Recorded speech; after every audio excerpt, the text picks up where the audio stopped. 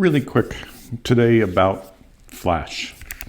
Now, I know this scares a lot of people, but that camera is a lot more advanced and technical than this will ever be.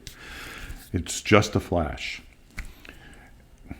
And I believe that there are daylight shooters and only daylight shooters, and this is what they love to do, and I appreciate that. And believe me, for me, if I can shoot nothing but daylight for the rest of my life, I would do it because I love daylight shooting. I love daylight photos. But if you're going to do this for a living, or if you plan on doing it part-time for a living, or just want to advance yourself just a little bit and be able to shoot in non-pristine conditions, this is your best friend. And learning how to use it is not scary. And I know a lot of people just throw it on top of their camera and take some pictures and put it on TTL and get frustrated really quickly. Throw it on manual and adjust it. And the biggest thing that most people do is overpower with flash. Turn this thing down, use a higher ISO, and let them mix. That's a great way to start out.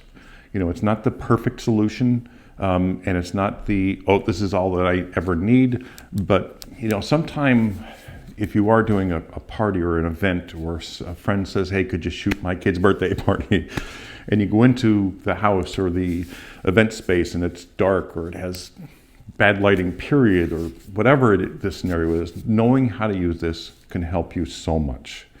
I said the other day, I took a little flash with me and I forgot one of my filters because the light in the venue was at 3200, 3400K. So, something as simple as putting my hand up like this warmed up the light instead of making it that harsh blue against that ambient lighting. And just little tricks like that is just things you can learn by practicing. Walk around your house or your apartment or wherever you're at and just practice on things. I don't care if you're taking pictures of your couch or your chair or your significant other. Practice. Just have fun with it. And don't get frustrated. If it's not working, if it's too harsh, turn it down. It's that simple. Now, flash in the back of your camera for years, it was really hard to see what you were getting. So, take the time to take the card out and load it on your computer or your iPad or wherever you look at your photos, and take a look at the photos and say, okay, well, I have to turn it down, I have to turn it up, whatever the case is. And the other thing is, don't overpower the sun with a speed light or any other light. If you're going after that dramatic look, great. But you don't have to overpower. You just have to enhance just a little bit. Fill in those shadows. And believe me, when I started out, I used to put a piece of tissue over the flash to soften it. I mean, it was that simple. I just put a piece of tissue over it. A bounce card, I used the old cardboard index cards. I grabbed one of those white cardboard index cards, put it on here, put a rubber band around. That was my bounce card. It will work fantastic with these today. I mean, so you don't have to go buy all this stuff. You can just get an inexpensive flash, a used flash, whatever you want, and start practicing with it. If you have white walls in your house or wherever you're at, bounce it off the white walls, see what that looks like. Bounce it off the ceiling if you have a white ceiling. Just play. You're going to be really impressed with what you can get just with a little practice. And this is going to expand your shooting abilities tenfold, because you're not always going to have sunny days. You're not going to always have natural light. Ideals aren't always going to be pristine to be able to just shoot natural light 100% of the time. So, just pick one up and practice. And if you have problems, if you have questions, don't hesitate to ask. Put them down in the comments. If you need help, ask. And there's a lot of videos out there. There's some phenomenal videos on speed lights.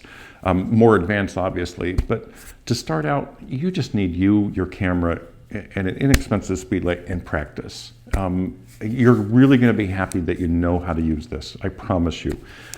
For jobs and for even outdoors when there is natural light and you're backlighting and you just want a little pop in the eyes to bring out the eyes or to fill in a shadow, these really work well. You just have to practice. Anyway, again, if you have any questions, leave them below. And I hope this helps. get out there and shoot. So here I did a really quick shoot with different modifiers for the flash, using it off camera to start and then on camera at the end. Now this is just the standard modifier that you can get from Kodaks for the V1. I think I'm using the Profoto one here, but the Kodaks one is basically the same thing. And as you can see, it's a decent shadow, but the light on the face and everything is nice. It makes the flash a little bit bigger. But you have to remember also that I'm using a black ceiling here. If you had a white ceiling, that would be a totally different look. But even if you don't have the white ceiling, you can see how it does. Now this is the old-fashioned way. I didn't have an index card, so I took a 8.5 by 11 white piece of paper, folded it up into squares, and then just threw a rubber band around it. And it's the same thing as the Kodaks bounce card that you can purchase. Well, this cost me nothing. It was one piece of paper and a rubber band. And as you can see, as you will see from the photo coming up, it's the same look, and if you just folded that one time, you'd have a taller bounce card and it would give you even more light. But any way you want to do it, this works. So, index card, piece of paper, whatever you have hanging around, it works fine. I could have literally hung a tissue off this and, hung it down the front and made it even softer, which I should have did for you. But anyway, here's the shot. As you can see, it's thrown a little bit more light than the commercial bounce card, but it gives you the same look as the bounce card did. So, don't get caught up that you don't have modifiers to use your flash. Just play with it. Now here I took an 8.5 by 11, copy paper or whatever it is. I just rolled it up, put a piece of tape on it, and slid it over the flash. So it's going to give me a bigger area for the flash to, cover the model. Is it perfect? No, but it does give softer light. I could have thrown a piece of paper on top of that, but it's just like this little tiny softbox. Now I moved it to the side just a little bit more so the shadow goes off the backdrop so you can't see it. I mean, obviously it would still be there if I did a wider shot, but this shot you'll see on her face, it's more powerful on the left side of her face from, the camera angle, and it's decently soft. It's not perfect.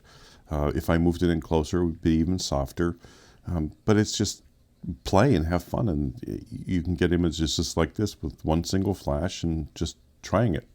Trial and error is great. Now this is the Gary Fung light blade, which I love this little thing. I hate to say it, but right on camera, nothing special. I am shooting manual because TTL gets a little tricked by this sometimes, but I had to put her arm up so you can see the shadow. Otherwise you wouldn't even see a shadow. But it's nice poppy light, it's not like too harsh, but it's a stronger light, and I love it. I love the look. So anyway, just play, have fun, use what's around the house, bounce it off your walls, off your ceiling, and see what you can get.